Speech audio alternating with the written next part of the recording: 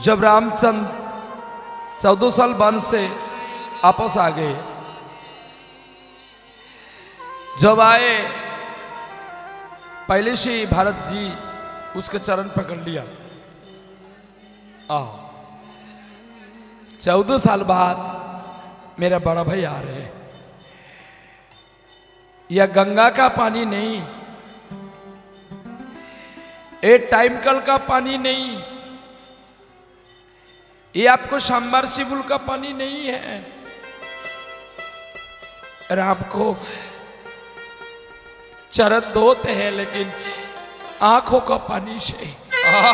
हरि बोल हरि बोल हरि बोल। तो पहला भारत को कोल में ले लिया, गोद में ले लिया। भारत राम को मुख मंडली देख कर बोले मैं बड़ी खुश हूं। अरे 14 साल में बड़ी दुख से था, आज मैं बड़ी खुश हूं। क्यों भरत? ये देखो ना, सबको आलो भी जल गया। तुम जहां था वो भी आलो जल था, लेकिन तुम हमारा अयोध्या में आ गए, वहां फिर भी अंधकार हो गया। भारत को आंख ही मूछ के राम बताते हैं, हमको प्रणाम किया, तुम्हारा भाभी को नहीं किया। भाभी दिखाया, तो भाभी का पहला किया था प्रणाम। भाभी दिखाया, भगवान को करो। रामचंद्र लक्ष्मण और भरत शत्रुघ्न सकल के काछे निये भरत के कोले निয়েছে। कोले निয়ে भरत के सब কথাগুলো বলছে। আমি 14 বছর বনে কি করেছি ভাই, আর আমার সঙ্গে বেশি সহযোগিতা কে করেছে? আমি ভগবান ঠিকই আমার জন্য খুব কষ্ট করেছে। কপি कपी मैंने हनुमान। जब रावण को वध किया था लेकिन हनुमान को साथ आया था। जब रावण को मारने गया था लेकिन हमको सुग्रीव को साथ नहीं हो रहा था। वाह, बड़ा भाई का बात सुनकर, और 14 साल भी लक्ष्मण भी नहीं कहा, लेकिन भरत भी अनशन करके बैठ के था। कब हमारा मेरा बड़ा भाई आएगा, हम उसका साथ में खाना खाएगा। भरत कहते हैं बोलो भाई, हम तो सबको दान दे दिया, तुम क्या चाहते हैं बोलो। भरत चाहते हैं मैं जो चाहेगा तुम दोगा तो जरूर देगा, लेकिन हम जो चाहेगा तुमको तो फिर वनवास में जाने होगा। क्या करेगा? राम कहते हैं पहला तो पिताजी का बात सुना था, तल्ले ने छोटो भाई को बात सुनेगा। आहा, रामेर कथा सुने भरत पागल হয়ে গেছে। বলছে দাদা যদি দিতে হয় তুমি আমাকে এই বস্তুটা দাও, এই জন্যে তোমাকে আমি দাদা রূপে পেয়েও আমি তোমার সেবা করতে পারিনি।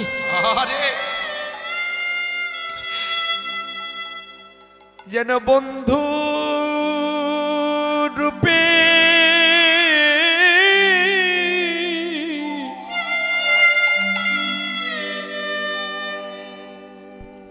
আমি তোমায়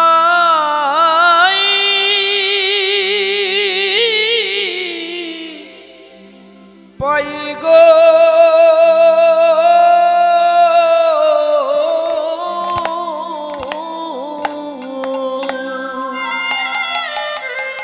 যেন আমি বন্ধু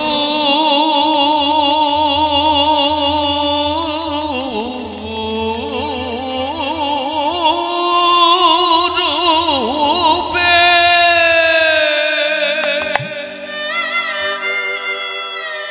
যেন বন্ধু রূপে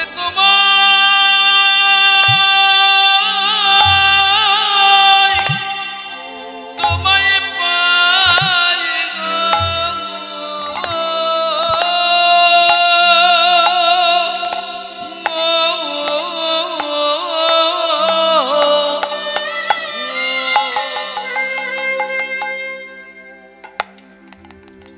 কেন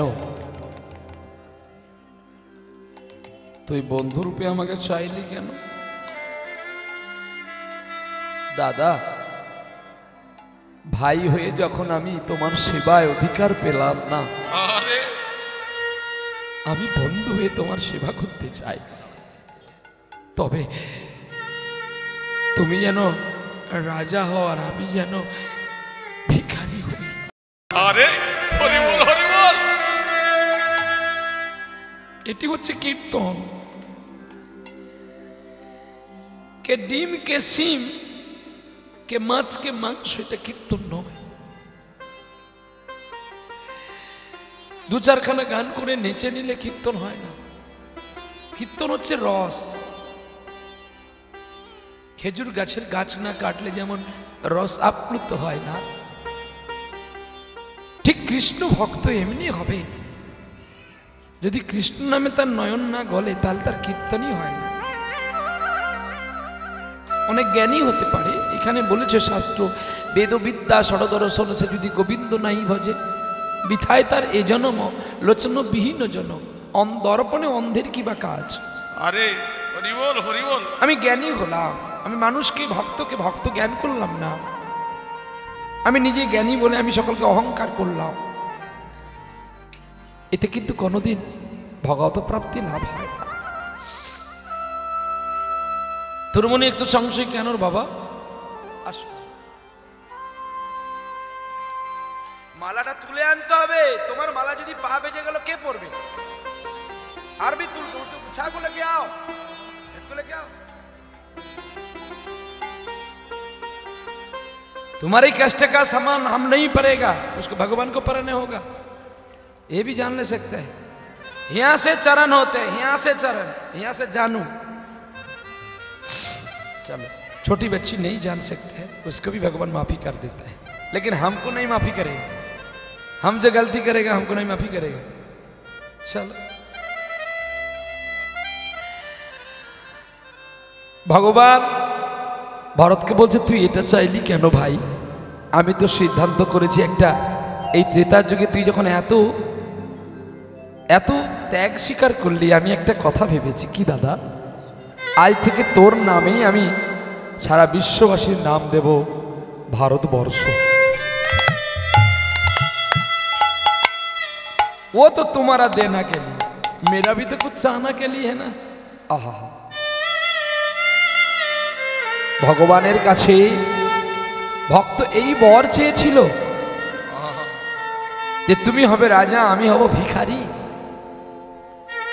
তুমি হবে আমার বন্ধু, আমি হব তোমার সখা, তুমি আমাকে যতই ব্যথা দাও না কেন, শুধু একটা বার অন্তিমে তুমি দাও দেখা। আজকের ভরত আগামীকাল দাপুর যুগে হলো কৃষ্ণ ভক্ত সুদামা। এত কষ্ট করে সুদামা ভগবানের কৃপা পাইছিল। চলো মাল্যচন্দন হয়ে যাক।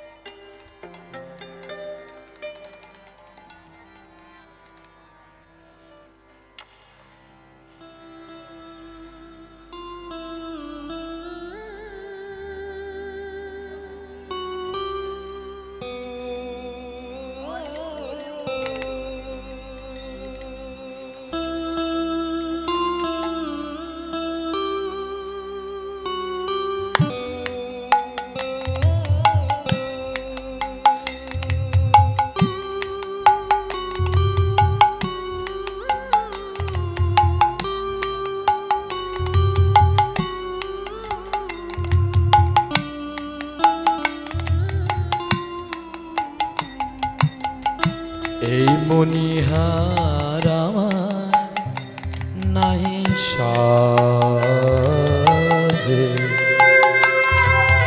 এই মনিহার আমার নাহি সাজে, ছিঁড়তে গেলে লাগে ফেলতে গেলে বাজে এই মনিহার আমায় নাহি সাজে। এই মনিহারের আমার প্রয়োজন নেই। আমার প্রয়োজন যদি কেউ আমায় ভালোবাসেন, আরে একটু চরণ ধুলি আমার মাথায় দিলে আমি তাতেই খুশি হব। আমার জীবন মালা যেন অমৃত হয়ে যাবে। নিরাই গৌর হরিবল হরিবল হরিবল। তাই আজকে আমরা গৌরচন্দ্রিকাতে ছোট্ট করে একটি পদ গেয়ে আমরা বিলাস লীলাতে যাব। কলিঘোরতি মীর গোরাসল জগজন ধর্ম করম রঘু দূরে অসাধনে চিন্তামণি বিধি মিলাইল জানি গোরায় আমার দয়াল ঠাকুর আমার গোরাবাদ গোরাবাদ গোরাবাদ দয়াল ঠাকুর। বলে বাবা এটাই কেন তুমি তাল নিয়ে গাইলে না? যদি তাল নিয়ে গৌরচন্দ্রিকা করি 1 ঘন্টা যাবে, তাহলে গৌরচন্দ্রিকা 1 ঘন্টা, জুড়ন করতে আধা ঘন্টা, 1.5 ঘন্টা কেটে গেল, 3 ঘন্টা পাবো 1.5 ঘন্টা। ভক্ত কি আশা করে পাবে? তাই আপনারা আমাকে আশীর্বাদ করুন, একটু কৃপা করুন, আমি গৌরচন্দ্রিকা খুব ছোট্ট করে যাতে লীলায় গিয়ে আপনাদের কিছু শোনাতে পারি, এই আমার ভগবানের কাছে কামনা। তাহলে গোরা বড় দয়ালের ঠাকুর। দয়াল ঠাকুর কাকে বলা হয়? দান দেন যিনি করে তিনি না দয়াল। দয়াল তাকে বলা হয় যে সর্বস্ব উজাড় করে জগৎবাসীকে ভালোবাসতে পারে, তিনি হয় দয়াল। তার কাছে কোনো হিন্দু কি, তার কাছে কোনো জৈন কি, ইসলাম কি খ্রিস্টান, তার কাছে এই তফাৎ থাকে না। তার কাছে থাকে এটাই যে আমি তোমার বাবা, তুমি আমার পুত্র। ভগবানের কাছে এইটাই থাকে যে তুমি আমার সন্তান, আমি তোমার পিতা। আর ভক্তের কাছে এটাই থাকে তুমি আমার ভগবান, আমি তোমার চাকর। আর নারীর কাছে থাকে তুমি আমার স্বামী, আমি তোমার স্ত্রী। আবার কারোর কাছে থাকে তুমি আমার প্রিয়তমা, আমি তোমার প্রিয়। আহা, তুমি আমার কাছে প্রিয়তমা, আমি তোমার কাছে প্রিয়তম। এই যে ভালোবাসা, এই ভালোবাসাগুলো শুধু কেবলমাত্র গ্রন্থে পাওয়া যায় না, নিজেদেরকে অনুভূতি চেত্ত দ্বারায় পরিবেশিত করতে হবে। তাহলে গোরা বড় দয়াল ঠাকুর হোসেন শাহকে দয়াল করেছে, কাজী সাহেবকে দয়া করেছে, নবাবকে দয়া করেছে, আর কাকে করেনি বলুন না? চপল গোপালকে, তর্ক চূড়ামণিকে, সবাইকে দয়া করে প্রভু তো সন্ন্যাস নিয়েছে।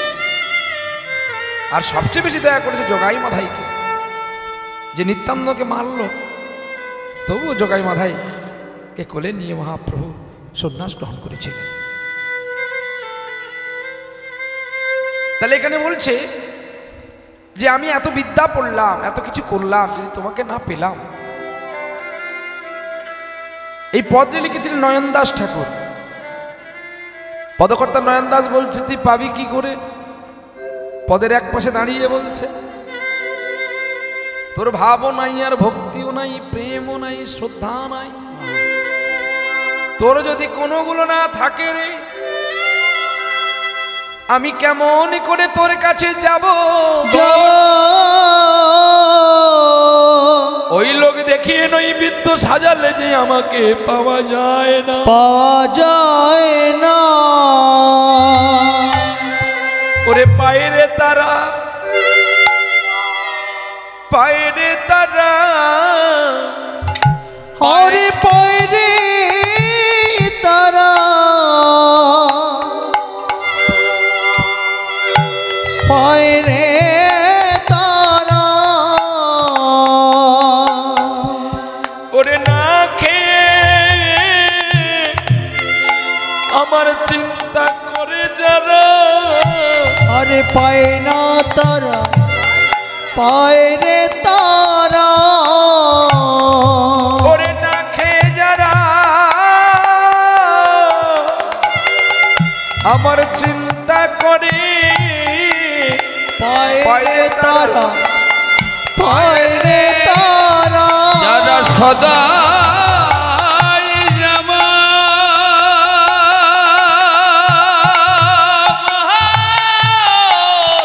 চিন্তা করে পায় রে তারা পায় রে তারা ওরে পেয়েছে গোরাই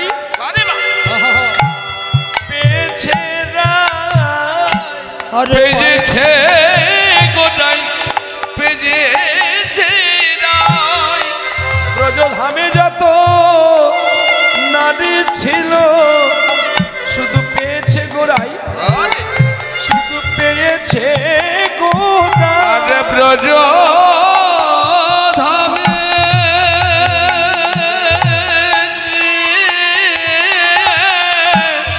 যারা ছিল কেবল পেয়েছে রাই পেয়েছে রাই জটিলা কুটিলা তারে কৃষ্ণ কলঙ্কিনী বলতো, রাধে শাশুড়ি মার চরণ ধরে বলতো মাগো আর একবার তুমি বলো না গো। মা গো আমার করে আরে বলো না গো আমার ওই কথাটাই বড়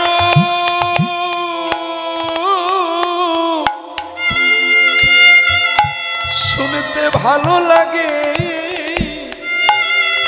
একই রে, তোকে আমি কৃষ্ণ কলঙ্কি বলে গালি দিলাম, তুই আমার পায়ে ধরে আরো কাঁদলি। মা সবাই তো সব কলঙ্কে ডুবে, বলো কৃষ্ণ কলঙ্কে কয়জন ডুবতে পারে? কজন ডুবেতে পারে জটিলা মনে মনে ভাবলো আমি যে ভালোবাসি আমার গোবিন্দকে, আরে তার চেয়ে আমার রাধে বড় বেশি ভালোবাসি। আমায় রাধে বড় ভালোবাসে আপনারা যাকে রাধারানী বলে বৃন্দাবনে জেনেছেন, এই রাধারানীর একটি ভালো নাম আছে যা আপনারা কোনো কীর্তনের কাছে শুনেছেন কিনা আমি জানি না, কেন এই সভাতে একটা কীর্তনী আছে আপনাদের জ্ঞান অনেক বেশি, কারণ আপনারা অনেক কীর্তনের কীর্তন। রাধারানীর একটা ভালো নাম আছে, জানা আছে কি? জানা আছে বাবা? হ্যাঁ না তো বলবেন। নেই। রাধারানীর একটি ভালো নাম আছে যার নাম হচ্ছে ধারা। ধারাটাকে ঘুরিয়ে দেন রাধা, আর রাধাকে ঘুরিয়ে দেন ধারা। যারা ধারা তার নামে উৎসর্গ করে ফেলতে পারে সেই হয় রাধা, আর সেই তো গোবিন্দকে পায়।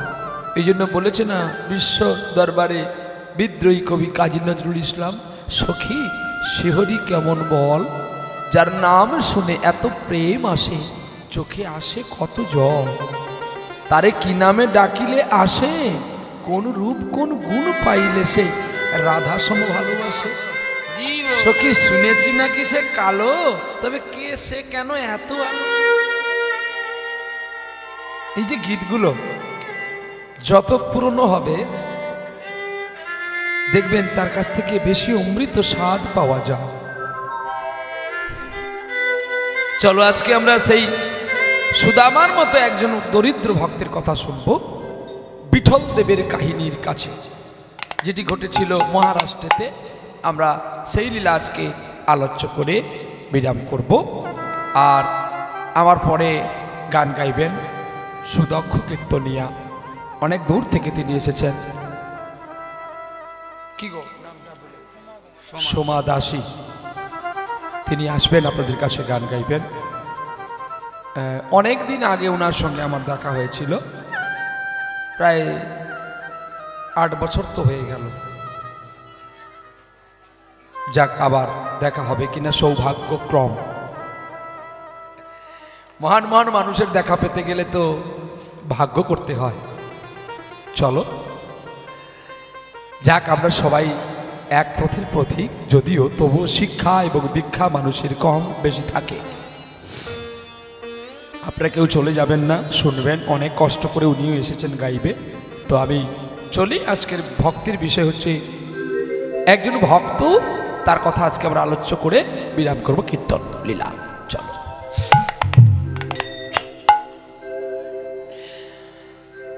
নাম করি ভগবান ভগবান ভগবান,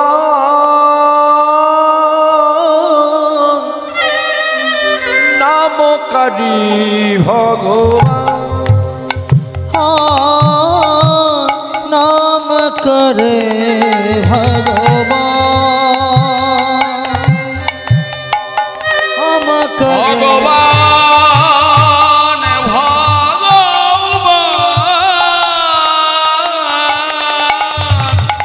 নাম করে ভগবান, কি নামে ডাকিলে তোমায় পাও,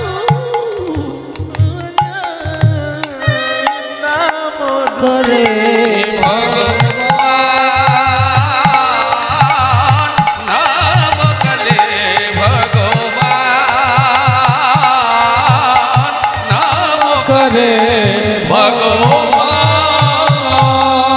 নামের দ্বারায় ডুবেছিলে হরি, তুমি তো আমার গোলক নামের দ্বারায় ডুবেছিলে হরি, তো 1510 খ্রিস্টাব্দে ঘটেছিল কেরালার থেকে অনেকটা দূরে, মহারাষ্ট্রের অন্তর্গত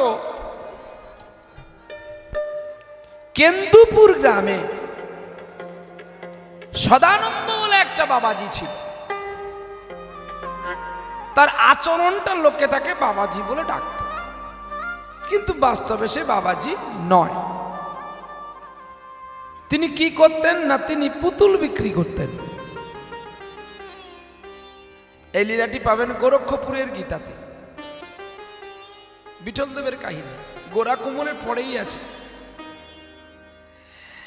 তো এখন বাবাজি মানে তার আচরণটা মানুষকে বলে যেটা বাবাজি। হয়তো আর জনের বাবাজি ছিল, কোনো কৃতকর্মের ফলে হয়তো আবার এসছে মানবরূপে, ফেরিবেলা হয়েছে। তো এখন পুতুল নিয়ে এসে বিক্রি করে। কালী শীতলা চণ্ডী মাটির পুতুল জানেন তো আপনারা, মাটির পুতুল মুর্শিদাবাদ থেকে অনেক সময় আপনাদের এলাকায় বিক্রি করতে আসে না? হ্যাঁ, বলছে পুরনো ভাঙা মোবাইল দিলে একটা কালী ঠাকুর দেব। এখন আমরা তো জানি না, তো এখন পুরনো একটা ভাঙা মোবাইল দিয়ে দিলাম, আর তারা ওই মোবাইলটা নিয়ে একটা কালী ঠাকুরকে শীতলা ঠাকুর দিয়ে চলে গেলেন। ঠিক এমনি বাঁকে করে ঝুড়িতে করে কালী শীতলা চণ্ডী নিয়ে ঘুরে বেড়ায়। এখন 10 টাকা করে পুতুল কেনে, 11 টাকা বিক্রি করে। ক টাকা লাভ থাকে? 10 টাকা লাভ। ক টাকা লাভ? 1 টাকা মাত্র। তাহলে যদি সে 100 মূর্তি ঠাকুর বিক্রি করে কত টাকা লাভ হবে? এই লাঠি দে তো। এই স্কুলে পড়েছিস তুই? বলে 200 টাকা। 100টা পুতুল বিক্রি করলে কিন্তু 100 টাকাই পায়। ওই 100 টাকা পেতে সদানন্দের মনে কি আনন্দ! কে যেন বলে দিল, পুতুল যদি ভালো কিনবি ধর্মতলায় চলে যা। আচ্ছা, মহারাষ্ট্র থেকে ধর্মতলা কত পথ আপনারা বলবেন বিবেচনা করে? মহারাষ্ট্র কোথায় আর ধর্মতলা কোথায়? কি কত পথ হবে বাবা? আনুমানিক একটা বলুন। 1000 কিলোমিটার তো, হ্যাঁ? বেশি হবে বই, কম নয়। কিন্তু হিসেবটা দেখো, এই ধর্মতলার কথা কিন্তু শাস্ত্র বলেনি। বলে পুতুল ব্যবসা যদি করবি ধর্মতলাতে আগে যা, ওকে বলেনি যে ধর্মতলা থেকে পুতুল কিনে নিয়ে যা। অর্থাৎ সদানন্দ পুতুল বিক্রি করতে যায়, কিন্তু বাবা মাকে একটাবার প্রণাম সে করে না। আজকে আপনারা যারা কীর্তন শ্রবণ করতে এসেছেন বা অনেক আগে থেকেই বসে আছেন, যদি বাড়িতে কোনো নারী তার পতিদেবতার অনুমতি না নিয়ে প্রণাম না করে আসে, তার কীর্তন শোনাটা বৃথা। কোথায় লেখা আছে, একদম টাকা নেই ডাঁটে, কথা বলি কোমরেটে। শিব পুরাণ খুলে দেখে নেবেন, লেখা আছে। শিব পুরাণে লেখা আছে। আর এই কথাগুলো আমি শিখেছিলাম আমার গুরুদেব কৃষ্ণপদ হালদার মহাশয়ের কাছে। দেখতে বেটে, কিন্তু ইনার যে এত ব্রেন, ও বাবা! আটলান্টিক সাগরের পাককে তবু ধরা যায়, আমার গুরুদেবের চলনকে ধরা যায়। বাবা, প্রণাম জানাই ওনার চরণে, কোটি কোটি দণ্ডবোধ। সত্যি শিক্ষা করতে হয়েছে অনেক গুরুদেবের কাছে। প্রথম শিখেছি মায়ের কাছে, বাবার কাছে, তারপরে শিক্ষা করেছি মেদিনীপুরে একজন বিখ্যাত কীর্তনিয়া শচীনন্দন বাবুর কাছে, তারপরে কীর্তন শিখেছি আপনাদের এই সব্যসাচী চ্যাটার্জি শালতোর বাঁকুড়া, ওনার কাছে কিছু নিয়েছি, পলাশ সরকার বাবার কাছে কিছু নিয়েছি, লাস্ট জীবনটা বোধহয় পড়ছে আমার বাবার কাছে। বলে তুই আয়, তোর যা লাগে আমি তোকে দেব। আহা, আমার ভান্ডার তোর জন্যই খোলা, আর কারোর জন্য নয়। আর সবার জন্য মাপ মাপ করে বের করবো, তোর জন্য খোলা, তুই যত নিবি নে। নিজের ছেলেকেও এতটা স্নেহ বোধ করে না, এতটাই স্নেহ করে। তিনি বলেছিলেন, গান যখন গাইবি পৃষ্ঠাটা বলে দিবি, পুরাণটা বলে দিবি, তাহলে মানুষ জানবে যে তুই পড়িস। লোকের কথা শোনা গোনা কথা বলবি না। জড়িয়ে ধরে বলেছিল, আমি যার সঙ্গে প্রেম করতে সারা রাত গিয়েছিলাম, তুমি সারাদিন সারা রাত তার সঙ্গেই প্রেম করো। তাহলে তুমি যদি সারা রাত সারা দিন করতে পারো, আমি একটু রাত করতে পারি না? শিব তো অবাক, আমি আবার কার সঙ্গে প্রেম করি? আর আমি যদি কারোর সঙ্গে প্রেম করি সেটা হবে নারী। আর তুমি বা কি করতে নারীর কাছে প্রেম করতে গিয়েছিলে? তখনই দুর্গা বলছে, নারীর কৃপা না পেলে কি আর ওই পুরুষের কাছে তুমি যেতে পারবে? নিতাই গৌর হরি বল, হরি বল, হরি বল। তার মানে তুমি শোনো স্বামী, অযথা উত্তেজিত হয়ে আমাকে নানানভাবে গালি দিয়েছো। তুমি যার যোগ করো, কে না কৃষ্ণ। আমি কৃষ্ণ বৃন্দাবনে রাস করছে গো, আর ওই দ্বারের আমি দাঁড়ি হয়েছি। যদি একটু কৃপা পায়। শিব জড়িয়ে ধরেছে, দুর্গাকে আমি কি ভুল করেছি? তুমি আমায় ক্ষমা করো, তুমি আমায় ক্ষমা করো। আমি না জানি তোমাকে কত কটুককে গালি দিয়েছি। দুর্গা, সত্যি তুমি বলো না, আমার কৃষ্ণ কেমন লীলা করছে? বলছে যে লীলার কথা বলা যাবে না গো, কি রূপ! যত কৃষ্ণ তত গোপী। ও দুর্গা, আমি একটু যাবো গো দেখতে। তো আমি যতক্ষণ আছি দেখিনি কেউ কোনো পুরুষ মানুষ প্রবেশ করেছে। আর ঠিক আছে, আমি না হয় জিজ্ঞাসা করে না হয়, আজকে আমি কিন্তু তোমাকে সাজাবো দুর্গা। দুর্গা নিজ হাতে সাজিয়ে দিয়ে শিব পাঠিয়ে দিলেন দুর্গাকে। নন্দিনীকে বলি যে মাকে ছেড়ে দিয়ে আসলো। কৃষ্ণকে জিজ্ঞাসা করেছিল, বলো না প্রভু, আমার স্বামী বৈষ্ণব দেবাদিদেব মহাদেব, সে বলছে তোমার রাস একটু দর্শন করবে, একটু তুমি কৃপা করো। বলে শোনো দুর্গা, এই কুঞ্জে আমি একমাত্র পুরুষ থাকবো, আর যেন কেউ না থাকে। যেহেতু তোমার স্বামী হতে পারে, ব্রহ্মা হতে পারে, ইন্দ্র হতে পারে, বরুণ হতে পারে, কুবের হতে পারে, আমি কাউকে ঢুকতে দেবো না। আর যদি কেউ ঢুকে পড়ে তাহলে জানবে রাস বন্ধ, আর কোনোদিন রাস হবে না। দ্বিতীয় দিন এসে শিবকে বলল। শিব বলছে ঠিক আছে, প্রভু যখন মানা করেছে আমি যাব না, তুমি যাও। এখন দুর্গাকে সাজিয়ে বের করে দিয়েছে, বলে তাহলে তুমি পুরুষ বেশে গেলে দেখতে পাবো না, তাহলে আমি নারী সাজবো।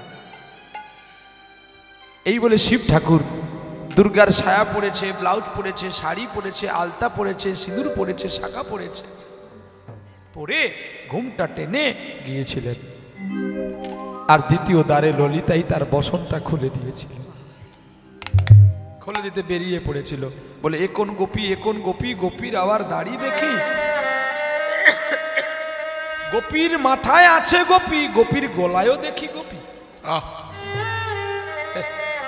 গোপীর কোটি দেশেও গোপী, বাঘ ছাল পরিধান, সর্প দিয়ে বন্ধন, তাহলে নারী, সর্প নারী, গোপী, গলায় গোপী, উদয়নাগ গোপী, মাথায় গঙ্গা গোপী, আবার এখন গোপীর এর দাড়ি দেখি।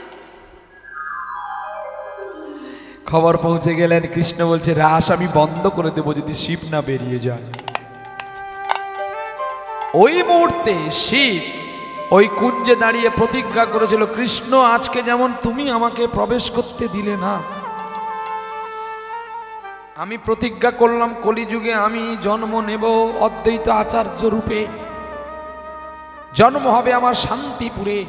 এই হচ্ছে বেদ, দেখুন তত্ত্ব কথা, এগুলো কীর্তন, এগুলো শাস্ত্রের কথা। মানুষকে বললে মানুষের পাপগুলো ধুয়ে যাবে, আর সেই পাপ আমাকে দেবেন, আমি নিয়ে গিয়ে গঙ্গায় দিয়ে দেব। তাই বাবা নাচানাচি করতে আমি পারিনি, বুড়ো হয়ে গেছি, এমনি শুধু দাঁড়িয়ে দাঁড়িয়ে বলতে পারবো। এখন তুমি ওকে যেতে দাও, নাহলে আমি কিন্তু আর লীলা করবো না। অদ্বৈত বললেন, শিব বললেন আমি অদ্বৈত রূপে জন্ম নেব শান্তিপুরে, জমিদারের ঘরে, আমার ডাকে তুমি আসবে সেদিন, কিন্তু আমার অনুমতি ছাড়া তুমি ওই আসনে যেতে পারবে না। আজকে যে আসনটা আপনারা করেছেন এটি কিন্তু রাসবেদী, রাসকুঞ্জ। এই রাসকুঞ্জে কোনোদিন মহাপ্রভু এবং নিতাই চাঁদের ছবি দেওয়া যাবে না। রাস অনুমতি দিলেই তবে আসবে, কিন্তু অনুমতি দেয়নি তো, দুয়ারে বসিয়ে রেখেছিলেন। রাধা কিন্তু অপ্রাকৃতিক লীলা। গৌর তো ভক্তরূপে এসেছেন, ভক্তরূপে এসেই তো ভগবান হয়েছেন, আর কৃষ্ণ ডাইরেক্ট ভগবান রূপে এসেছেন। তাই একটা ছোট্ট বালক গিরি ধরতে পেরেছিল, পর্বত ধরতে পেরেছিল, কিন্তু যেটা গৌরহরি করতে পারেননি, ভক্ত বেশ অবতারের সার রূপে এসেছিলেন মহাপ্রভু। এইগুলো ভাবতে হয় আর জানতে হয়, না নেই সব গুলিয়ে যায়, আর খিচুড়ি হয়, খেলে কারো অ্যাসিড হয়, আবার কেউ বমি করে ফেলে, আবার কেউ হজম করে নেয়, নিতাই গৌর। তাই এই হলো সেই তত্ত্ব কথা। এবারে সদানন্দ কাঁধে বাঁকে নিয়ে পুতুল বিক্রি করতে চলছে গো। হরে কৃষ্ণ নাম জপয় বিরাম, যে কটা দিন দেখে আছে রে পনা। ওগো হরে কৃষ্ণ নাম জপয় বিরাম, যে কদিন দেখে যাচ্ছ যে পরাণ। হরে কৃষ্ণ নাম জপয় বিরাম, যে কদিন দেখে আছো যে পরাণ। কতদিন গেল চলে কিছু না হইলে, কতদিন গেল চলে কিছু না হইলে, নিকটে তোর এলো রে সবর। হরে কৃষ্ণ নাম জপয় বিরাম, যে কদিন দেহে আছো যে পরাণ। হরে কৃষ্ণ নাম জপয় বিরাম, যে কদিন দেহে আছো যে পরাণ। হরে কৃষ্ণ নাম ওরে কতদিন রইবে, কিছু না হইল নিকটে তোর এলো রে সবর। হরে কৃষ্ণ নাম জপয় বিরাম, যে কদিন দেখে যাচ্ছ যে পরাণ। হরে কৃষ্ণ নাম জপয় বিরাম, যে কদিন দেখে আছো যে পরাণ। হরে কৃষ্ণ বলো রইবে, বলো কতদিন হবে রইবে বলো। ওরে ভবের লীলা প্রায় প্রায় শেষ হয়ে গেল,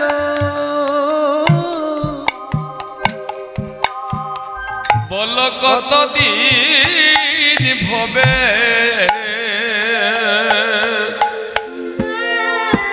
ভবে রজিবে বলো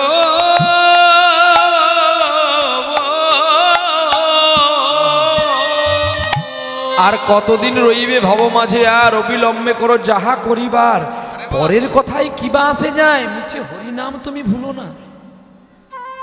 এই যে সাধুত্ব প্রেম, সাধুত্ব বার্তা, জগৎ পিতার কাছে যে কৃষ্ণ প্রেমানুরাগী কথা, এগুলো আমাকে আপনাকে প্রত্যেকে জানতে হয়, ভাবতে হয়, চিনতে হয়। কৃষ্ণ নাম এত সহজ নয়, আবার কৃষ্ণ নামই সহজ। পুতুল বিক্রি করে, পুতুল নেবে, পুতুল, ও মা পুতুল নেবে, 10 টাকার পুতুল 11 টাকায় দেবো, 10 টাকার পুতুল 11 টাকায় দেবো। বলে তুমি আর কম নিচ্ছ কোথায়? বলে মা গো আমি 10 টাকা করে কিনেছি, তোমরা যদি 1 টাকা না দেবে আমার সংসার চলবে কি করে মা? এই দেখো আমি কালী মাকে ছুঁয়ে বলছি, মিথ্যে কথা বলি না, 10 টাকা করে কিনেছি। প্রতিদিন পুতুল বিক্রি করে লাভ কিন্তু স্বল্প হয়, বেশি তো লাভ হয় না। কিন্তু পুতুলওয়ালা তার এটাই জানে যে আমার বেশি লাভের প্রয়োজন নেই, এটা হলে তো আমার সংসার চলছে। কিন্তু তার স্ত্রী বড় পকড়া আছে। পকড়া কেন না? লোকের ঘরে পুতুল বিক্রি করে 5 তলা বাড়ি বানাচ্ছে, আর তুমি পুতুল বিক্রি করে শুধু সময় মতো দুটো আমাদের পেট ভরাচ্ছ। ভবিষ্যতে বন্যা আসলে আমরা যাব কোথায়? আর যুক্তি আছে তো,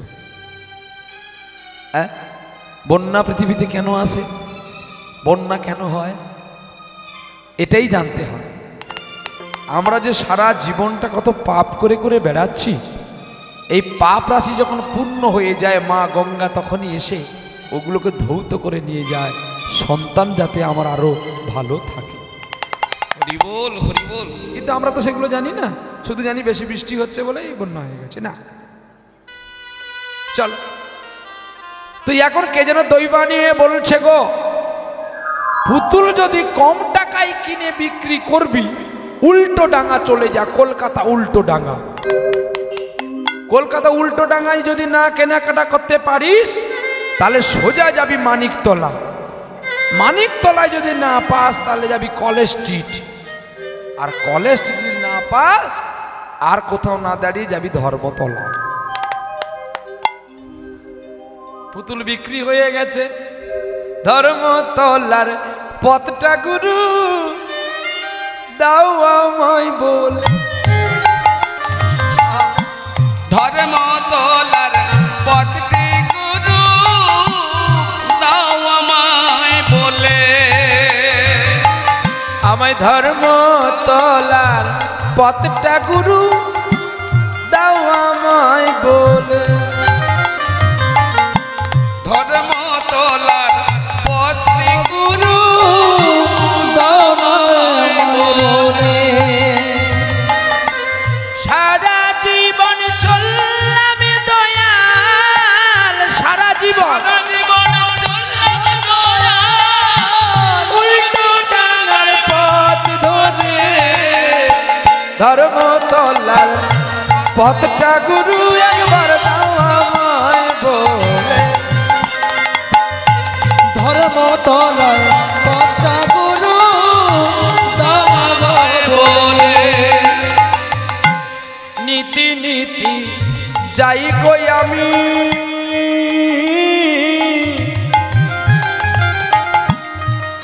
মানিকতলা দিয়ে ওরে পথের মাঝে আছে মানি, চোখে দেখলাম না, নীতি নীতি যাই গো আমি, মানিকতলা দিয়ে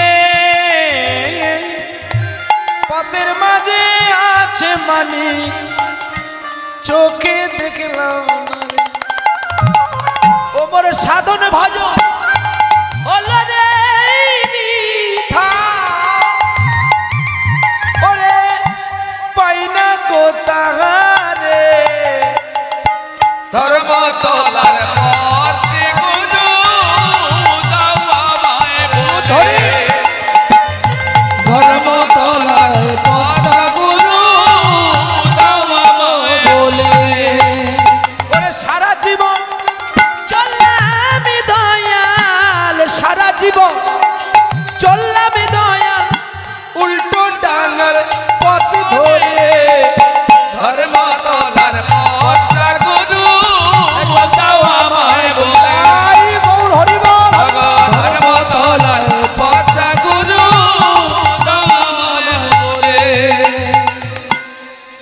ধর্মতলার পথে যাওয়া বলে উল্টো ডাঙায় যাচ্ছি।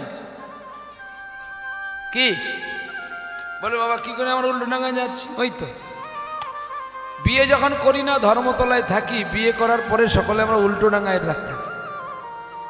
ধর্মতলার ফ্ল্যাট বাড়িটা আমাদের ভালো লাগে না, আর উল্টো ডাঙায় থাকতে ভালো লাগে। কথাগুলো সত্য কিনা মিলিয়ে নেবেন। মানুষ বিয়ের আগে বাবা মার কাছে থাকে, বাবা মাই ধর্মতলা, আর বিয়ে করার পরেই মানুষ এখন উল্টো ডাঙার পথ ধরে যাচ্ছে মানিকতলা। হ্যাঁ,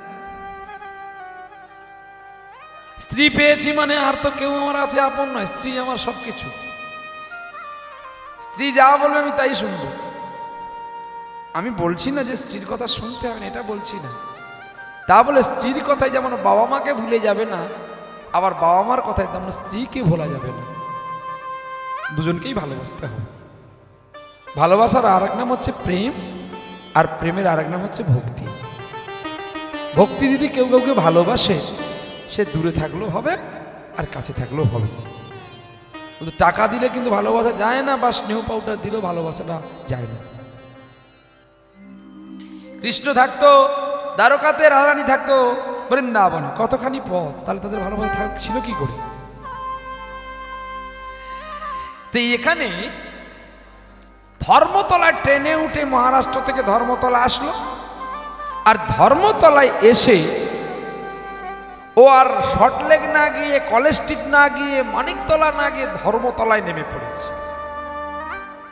এখন অনেক পুতুল, পুতুল দেখে এখন ফেরিওয়ালার মাথাটা ঘুরে গেছে। আমি তো কম পয়সা এনেছি, কিন্তু এখানে যা পুতুল আমার মনে হয় খুব কম টাকা। একটু জিজ্ঞাসা করি, বলি ও বাবা পুতুল কত করে গো? বলে বাবা 10 में 10 एक फ्री। 10 টাকায় 10টা, একটা ফ্রি।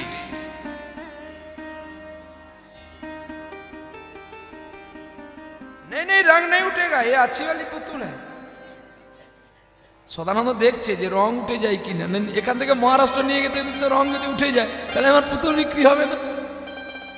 বলছে গ্যারেন্টি है धर्मतला का पुतुल होता है, या शर्टलेग का नहीं और उल्टो डंगा का नहीं होता। বলছে বাবা 10 টাকায় 10টা আর একটা ফ্রি, আর একটা ফ্রি হয় না? বলে যদি আমি 12টা দিই তখন তুমি বলবে আর একটা ফ্রি হয় না। দেখো আমি 11টাই দেব। প্রতিটি মানুষের 11টার প্রয়োজন আছে। আমাদের একাদশ ইন্দ্রিয়ের মধ্যে আমাদের চলতে হচ্ছে, তাই 10 টাকায় 10টা পুতুল, একটা ফ্রি। ওই মন ইন্দ্রটাকে নিয়ে 11টি ইন্দ্র, আরে কর্মেন্দ্রীয় জ্ঞান আর জ্ঞানেন্দ্রীয় 5 করে 10, আর মন 11। তাই 10 টাকায় 10টা পুতুল, একটা পুতুল ফ্রি। নিতে হয় নাও, না হলে বাবা তুমি যাও। ধর্মতলায় যত দোকানে জিজ্ঞাসা করে সবই একই দাম, 10 টাকায় 10টা, একটা ফ্রি। বলে না যাই হোক, আমি অনেক পুতুল দেখলাম, যার কাছে প্রথম দামাদামি করেছি তার কাছেই পুতুল কিনি। এখন ও তো নিয়ে এসছে 1000 টাকা, তাহলে কত পুতুল হবে? অনেক পুতুল। পুতুল যারা ব্যবসায়ী তারা বলছে দেখো আমি একটা কাজ করো, আমি কিন্তু পুতুল তোমাদের ভালো করে সাজিয়ে আমি ট্রেনে তুলে দেব, একটা পুতুল ভাঙবে না। আর যদি একটা পুতুল ভাঙে আমি তোমাদেরকে যাওয়া আসার খরচা দেবো এবং 5টা পুতুল ফ্রি দেবো। 1000 টাকার পুতুল কেনা হয়ে গেছে, আর মাত্র পকেটে, বাম পাশের পকেটে একটা 1 টাকা পড়েছিল। এবার টিকিট তার কাটা আছে, সে চলে যাবে। এখন দেখতে পেল একটা সুন্দর গোপাল বসে আছে। এখন যেই গোপালটি বসে আছে, সদানন্দ চিন্তা করলো যদি এই গোপালটাকে আমি নিয়ে যেতে পারি, এই গোপালকে দেখিয়ে দেখিয়ে সারা পুতুল বিক্রি করব। আর যদি বেশি টাকা দাম পাই তাহলে গোপালকেও বিক্রি করে দেব। আর গোপালটা এত সুন্দর দেখতে, তার ঝুড়িতে যত পুতুল আছে সবাই কিন্তু হার মানছে গোপালের কাছে, তার জ্যোতি, তার রূপ। বলছে বাবা এই পুতুলটা কত দাম গো? বলছে 1 লক্ষ টাকা।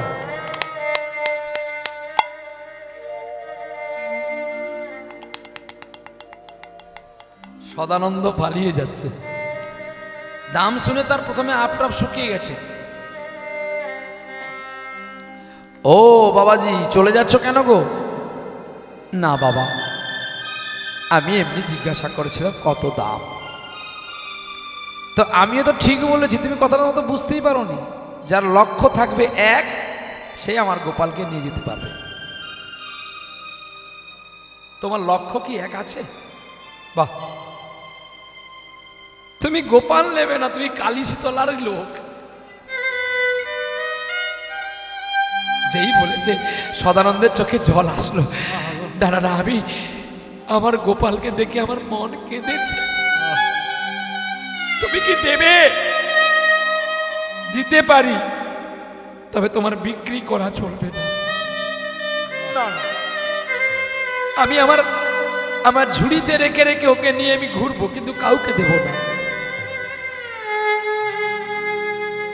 এইবারে ঝুড়িতে আর গোপাল রাখার জন্য কোনো ব্যবস্থা নাই। ঝুড়ি তো ভর্তি। 1 টাকা দিয়ে গোপালকে কিনল। কোথাও আর রাখার জায়গা নেই। মাটির গোপাল, পড়ে গেলে ভেঙে যাবে, কাঁচা মাটির গোপাল। কাঁধে বাঁক আছে, উত্তরীর মধ্যে গোপালকে বেঁধেছে, আগের দিকে ঝুলিয়েছে, আর কাঁধে বাঁক নিয়ে চলছে। বলছে বলো রাধা কৃষ্ণ নাম, মুখে বলো রাধা হরির নাম। বলো রাধা কৃষ্ণ নাম, একবার মুখে বলো সদাই হরির নাম। বলো রাধা কৃষ্ণ নাম। ওরে যে নামেতে থাকিবি সুখে, যে নামেতে থাকিবি সুখে, পাবি সবাইকে বিধান।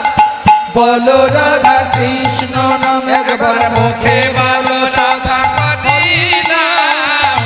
বলো রাধা কৃষ্ণ নাম। হরি বলো বারে বারে, যাবি যদি ভাব পারে। হরি বলো বারে বারে, যদি যাবি ভাব পারে। হরি বলো বারে বারে, যদি যাবি ভাব পারে। ওরে নামিবি না কলিকালে, গতি কি আছে রে আর।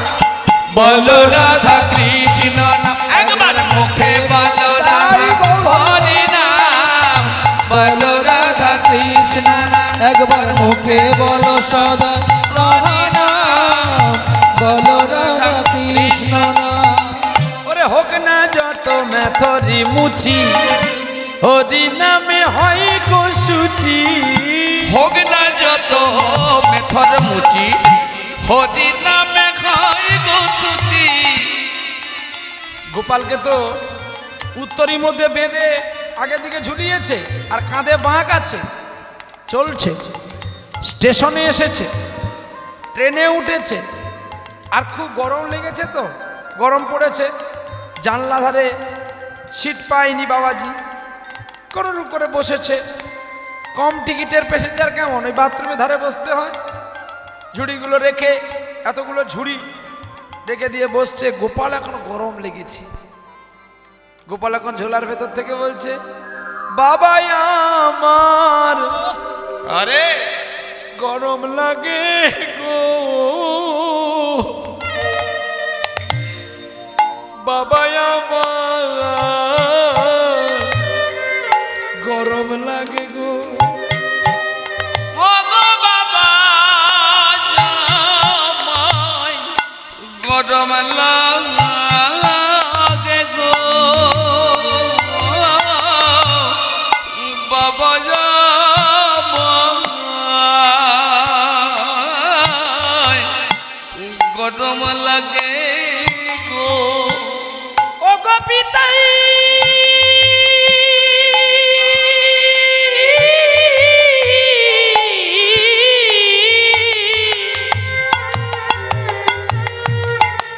ও গো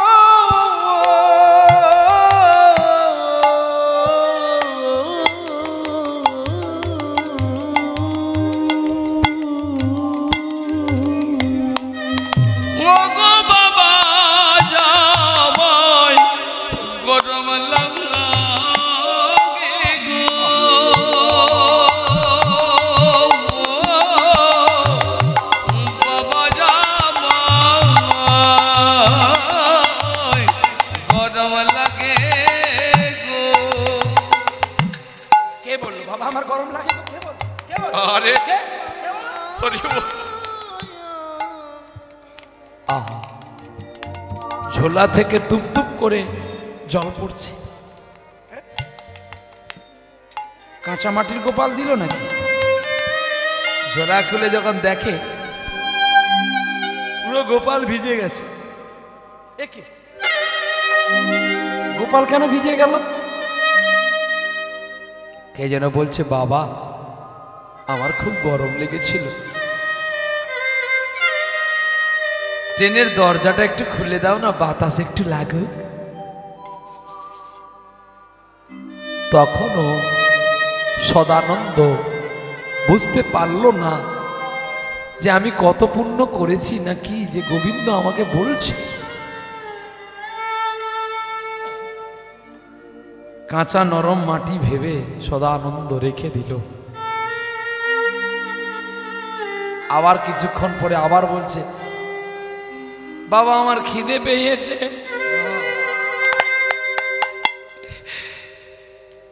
এইটু যদি আমাদেরকে গোপাল এসে বলতো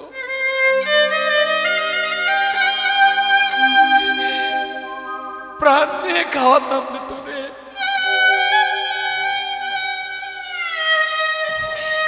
যে খাওয়াবে না তুই তার বাড়িতেই যাস হরি বল হরি বল। আর যে খাওয়াবে বলে তোর জন্য বসে আছে তুই কেন তার কাছে যাস না কে আর বাজাবে বাঁশি শ্যামে ব্রজে নাই গো শ্যামে ব্রজে কে আর বাজাবে বাঁশি শ্যাম ব্রজে নাই গো শ্যাম ব্রজে নাই মন দুঃখে বসে কাঁদে বিনোদিনী কমলিনী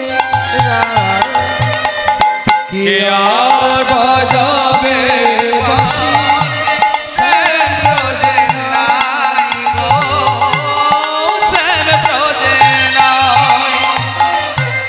ফুলে ভরা বাসরে খানি সাজালো নাই বিনোদিনী আসবে বলি চিন্তামণি কেন আরে এলো না শ্যাম ব্রজে নাই গো শ্যাম ব্রজে নাই কে আর বাজাবে বাঁশি শ্যাম ব্রজে নাই গো শ্যাম ব্রজে নাই শ্যামের বিরহে কাঁদে যেন কাজে বজনারি শ্যামের বিরহে কাঁদে কাঁদে সুখ গোটেতে চড়ে না দেনু বাজে না আর মগন বেনু চলে গেছে ব্রজের কানু আরে আসবে না শ্যাম ব্রজে নাই গো শ্যাম ব্রজে নাই। কে আর বাজাবে বাঁশি শ্যাম ব্রজে নাই গো শ্যাম ব্রজে নাই খাবার চাইছে গোপাল গোপালের আর খাওয়ার নাই মিড়ি চাই মিড়ি মশলা মিড়ি মুড়ি বিক্রি করে না ট্রেনেতে মুড়ি যেই আসছে এখন পেট বাঁচানো দেয় সদানন্দ এখন এক ঠোঙা মুড়ি নিয়েছে এখন মুড়ি নিয়ে খাবে বলছে বাবা ভগবানকে না দিয়ে যারা খায় তারা চোর এই কথা বলার সঙ্গে সঙ্গে সদানন্দের হাত থেকে ঠোঙাটা পড়ে গেল কোথা থেকে একটা পাগল এসে ওই ঠোঙাটা ফেলে দিল আর পাগলটা কি বলছে জানো ভগবানকে না দিয়ে যারা খায় তারা চোর আরে তাদেরকে ভগবান কোনোদিন দেয় না। যারা আমিষ খায় তাদেরকে গোবিন্দ কোনোদিন কৃপা করে না। হরি বল হরি বল। পাগলটা তার গায়ে থুতু ফেলে দিয়ে বলি, চিনলে তো পারবি তারে, সে তো পাগল নয় রে। আরে গিরিশ, আমি মুসলমানের বাড়িতে খেয়েছিলাম বলে যদি জাত চলে যায়, তুই যে গঙ্গায় চান করলি, কত মুসলমান যে চান করলো, ওই জল কি তোর গায়ে লাগেনি?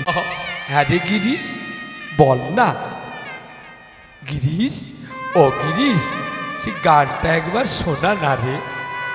তোর একটু নাটক শুনবো বলে আমি কত কষ্ট কইরা তোর কাছে আসি, আর তুই কিনা মানে দূর দূর করে তাড়াই দিস। কি প্রেমচিত্ত কথা। সাধু যারা হয় তার নিজেই কোনোদিন গর্বিত করে না, জগৎ সংসারকে গর্বিত করার জন্য তারা ছুটে আসে। আর আমরা একটু ভালো গাই বলে আমরা নিজে গর্বিত করি, টেম্পার করি, এত ছাড়া যাচ্ছি না, টেম্পার করি। তোর টেম্পারটা সেদিন বন্ধ হবে যেদিন তোর বাম্পারটা খুলে পালিয়ে যাবে। রাধে রাধে। হ্যাঁ, যেদিন তোর বাতাসের বাম্পারটা পালিয়ে যাবে, তখন আর তুই এখানে কথা বলতে পারবি না, তো কেউ কেউ ডাকবে। ভালোবাসা দিয়ে নাও, মার্জিত করে নাও, দেখবে সবাই ভালোবাসবে। সবার কাছে দাঁড়ানোটাই মানুষের কর্তব্য। এটা গান আছে না, মানুষ মানুষের জন্য, জীবন জীবনের জন্য, দুষ্টু আহামিক দৃষ্টি মানুষ কি কখনো হতে পারে না ও বন্ধু। হ্যাঁ, গানটা বোধহয় যতদূর সম্ভব ভূপেন হাজারিকা গিয়েছিলেন, যতদূর সম্ভব। হয়তো আমার ততটা স্মরণ আসছে না, ঠিক আছে না বাবা? আচ্ছা, তবে এই গানটা আমি শুনেছিলাম বীরভূমে। বীরভূমে আমি মহারাজের সঙ্গে যখন পাঠ কীর্তনে গিয়েছিলাম, তখন আমি শুনেছিলাম এই গানটি, মাইকে বেজেছিল, শুনেছিলাম। চলো, যেহেতু কীর্তনের সভা, না গাইলেই ভালো, তবু একটু উচ্চ করে চলে গেলাম। তাই কীর্তন হচ্ছে ভগবানের পদাবলী, গাইতে হয়। সময় বিশেষে ভক্ত যদি কোনোদিন অনুরোধ করে তাহলে একটু আধটু তুমি গাইতে পারো, তা বলে নয়। আধুনিকতা আলাদা, কীর্তনটাই আলাদা। কীর্তন হচ্ছে প্রেম জগৎ। কীর্তনে যত কাঁদবে কৃষ্ণ তত কৃপা করবে, রাধারানী তত দয়া করবে। কৃষ্ণ কি এমনি রাধারানীর পায়ে ধরতো? রাধার গুণ ছিল বলে ধরেছে। মত কর তু অভিমান রে বন্দে, মত কর তু অভিমান।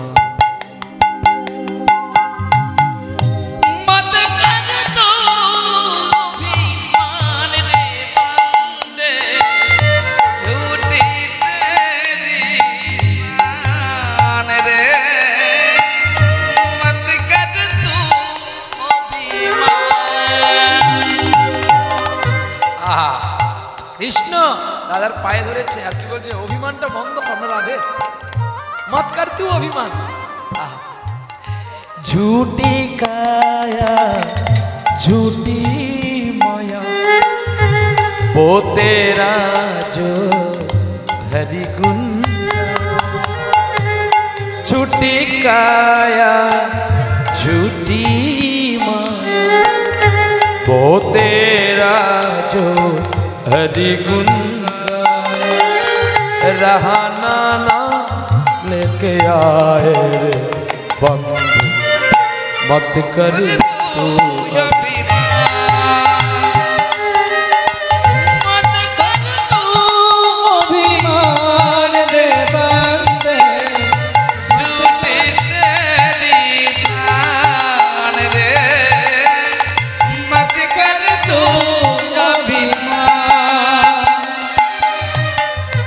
সবসময় কীর্তনীয়দের মনে রাখা দরকার। ভক্ত না থাকলে কিন্তু আমাদের ডিগ্রি চলবে না। তাহলে ভক্ত কোন আসনে বসেছে আর ভক্তরা আমাকে কোন আসনে রেখেছে, তাহলে কোন বাচিত্য ভঙ্গি করলে কোন ভাষা চিত্ত বললে আমার ভক্তরা খুশি হবে? কি আপনারা নিচে বসে আমাকে উঁচু আসন দিয়েছেন, তা বলে আমি কিন্তু বড় নয়, বড় আপনারা। এই সভাতে যারা বসেছে কেউ গর্গ আছে, কেউ অগস্ত্য আছে, কেউ দুর্বাসা আছে, কেউ বিশ্বামিত্র আছে। আর আমি তো 16 বছরের একটা ছেলে, আমার বাবার নাম দৈপায়ন বেদব্যাস, তার পুত্র আমি শিলপাদ সুখদেব। আমি কি জানি আপনাদের শোনাবো? হরিবোল হরিবোল। যদি হীন হতে পারো তাহলে তোমার দিন আসবে। কেউ যদি তোমাকে অসৎ বলে দেয়, ছোট লোক বলে দেয়, তুমি তাকে কিছু বলো না। তোমার মাথার উপরেও একজন আছে, যদি তুমি তার কিঞ্চিত উপকার করে থাকো, এটা জানবে ও একদিন তোমার কাছে আসবে, আর সেদিন তুমি তাকে ফিরিয়ে দিও না।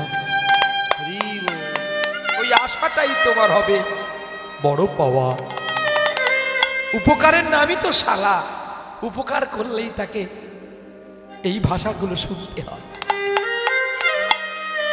চলো, জীবনের প্রতিটা পদে মানুষ তো শুধু করে যায় ভুল। চলো একটু সদানন্দর আর খাওয়া হলো না। মহারাষ্ট্রে ট্রেনে পৌঁছে গেল। ট্রেন পৌঁছতে সব ঝুড়িগুলো নামালো সদানন্দ আস্তে আস্তে করে। এখন রিক্সায় করে পুতুল ঘরে গেছে। স্ত্রী পুতুল দেখে অবাক, কি গো তুমি কতটুকু টাকা নিয়ে গেল, এত ঝুড়ি পুতুল কেন? 11 ঝুড়ি পুতুল। সনকা, তোমাকে প্রণাম করি। তোমার আবার মুখের একই ভাষা, তুমি আমাকে প্রণাম করতে যাচ্ছ কেন? একই বলে আমি এতদিন ভুল করেছি, যদি তোমাকে প্রণাম করে যেতাম না, এই টাকা আরো বেশি পুতুল কিনে আনতাম। তার মানে বলে তুমি যে আমার প্রেমের গুরু, এটা তো আমার জানা না। জানো সনকা, ধর্মতলায় 10 টাকায় 10টা পুতুল, একটা ফ্রি। কি বলো? হ্যাঁ গো, আমার বেশি দরকার নেই, আমি ওই 11 টাকার রেটটাই ধরে রাখবো। তাহলে প্রতি পিস পুতুলে আমার কত টাকা লাভ হবে? হিসেব করে বলতে হবে, কিন্তু এটারই নাম লীলা। 11 খানা পুতুল 11 টাকা করে যদি বিক্রি করি, পার পুতুলে আমার লাভ কত করে হবে? হ্যাঁ বাবা, তাহলে আমি একটা পুতুল বিক্রি করলে ক টাকা পাচ্ছি? এটাই তো হিসাব। 10টা পুতুল যদি আমি বিক্রি করি, তাহলে যদি 11 টাকা করে বিক্রি করি, তাহলে আমার লাভ হচ্ছে কত? 100 টাকা। 10টা পুতুলে 100 টাকা, তাহলে আর একটা পুতুলে কত টাকা বিক্রি হবে? 11 টাকা নাকি? 110 টাকা। তো 10টা 10 টাকা করে হলে কত হয়? 10 10 100, আর ওদিকে 11 টাকা করে হলে 11 টাকা, মানে 111 টাকা পুতুল হয়েছে, বাদে একটা পুতুল আছে। তার মানে কত হলো তার হিসেবটাতে? আবার 11 টাকা, 11 11 22, তার মানে 122 টাকা। এর মধ্যে লাভ কত হচ্ছে?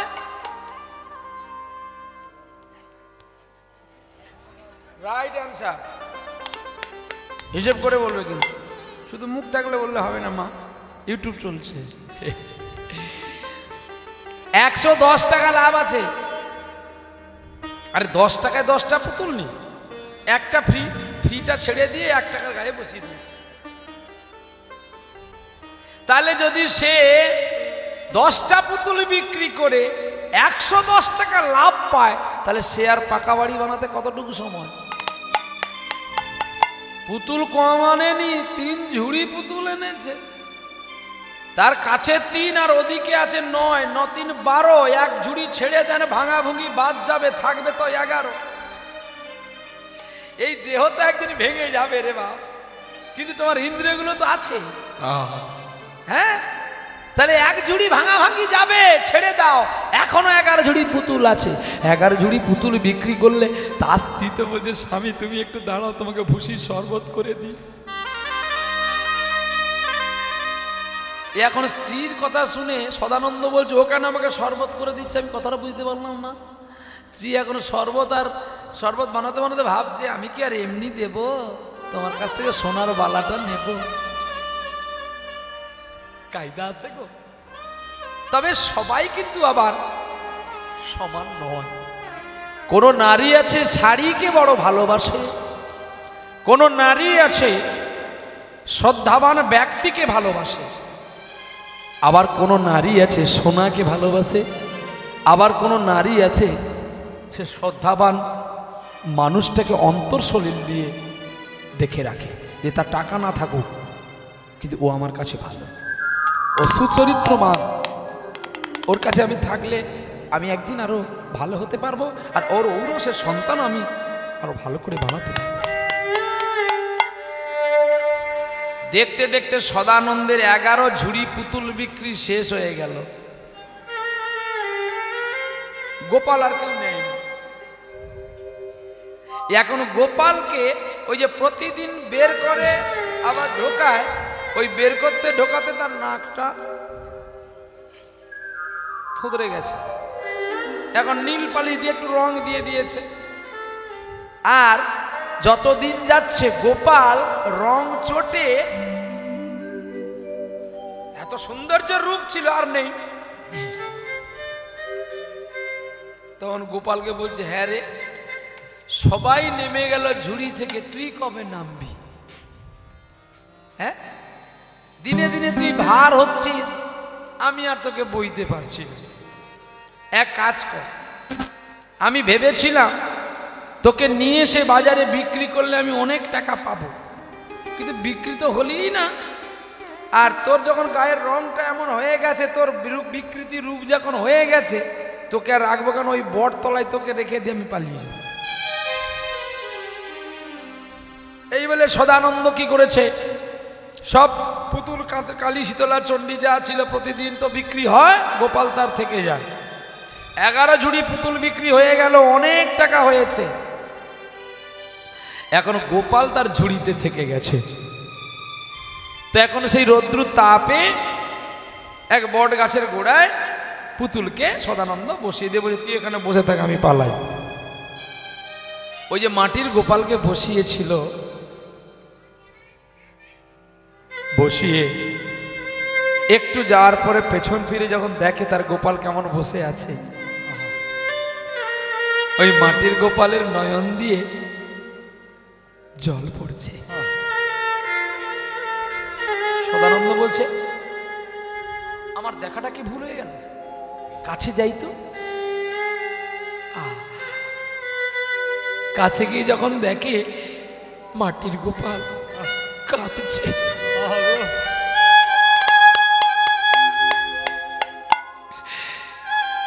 সদানন্দ জড়িয়ে বলছে কি করলাম আমি,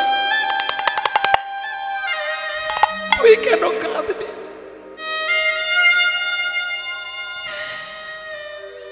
বট গাছের উপর থেকে বলছে খাওয়ারের ঠোকাটা তো আমি ফেলে দিয়েছিলাম,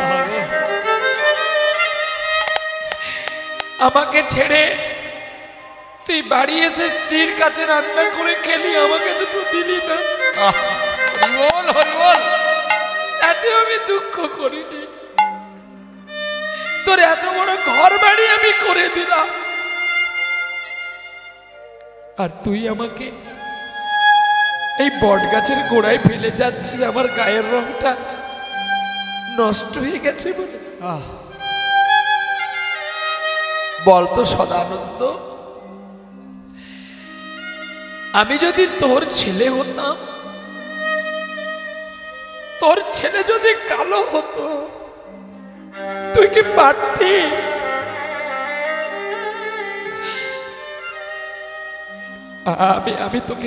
আমি তোকে কোথাও দেব না।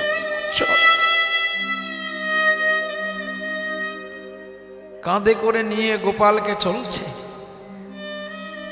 আর গুনগুন করে গাইছে গো কৃষ্ণ মধুর নাম, একবার জপরে অবিরাম, শান্তি পাবি রে মনান্তরে।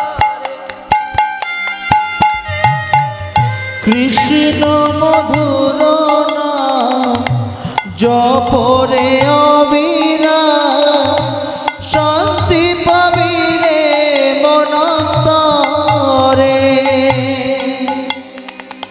ওরে কলিতে কৃষ্ণ নাম জীবের পরিত্রাণ, অনায়াসে যাবি ভব পারে।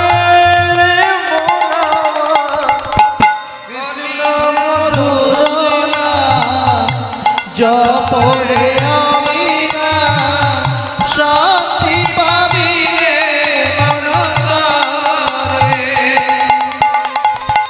কৃষ্ণ মধুর নাম জপরে অবিরাম শান্তি পাবি রে মনন্তরে।